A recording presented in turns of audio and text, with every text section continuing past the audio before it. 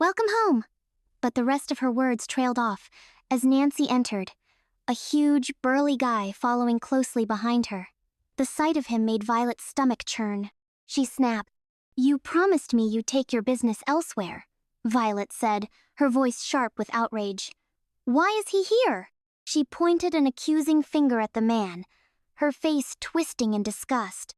Nancy rolled her eyes, shrugging off Violet's protest. "Promises don't put food on the table. I've got work to do." Her gaze fell on the application form, and a laugh escaped her lips. "Is that a Lunaris Academy form? Good for you. Just try hard to get in, and your life will get better. If it gets harder to land a guy, remember what I taught you.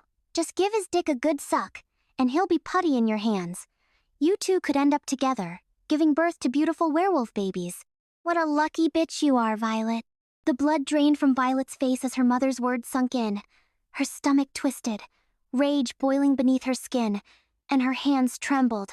She had never felt so humiliated, so utterly exposed. Nancy didn't care. She never had. Hot tears burned in Violet's eyes, but she refused to let them fall. "I should have known," she said, her voice thick with bitterness. "You were never one to keep your promises." "Oh, please," Nancy scoffed, lighting a cigarette and taking a deep drag. "I'm doing what I can to survive.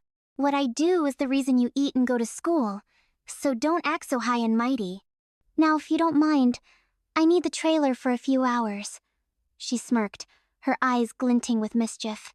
"Unless, of course, you want to stay and learn a thing or two." Disgust curled deep in Violet's gut.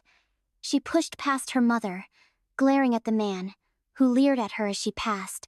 The urge to scream, to break something, clawed at her, but instead, she stormed out of the trailer, slamming the door behind her.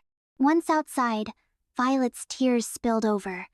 She wiped them away furiously, her chest heaving with a mixture of shame and anger. She spotted some of the neighborhood kids waving at her, calling her over, but she couldn't face them.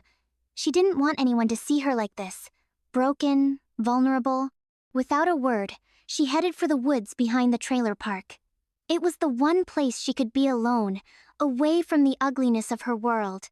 She found a fallen log and sat down, her hands shaking as she pulled the form from her pocket. Her vision blurred with tears, but she stared at the section, asking for her special skills, her anger bubbling to the surface.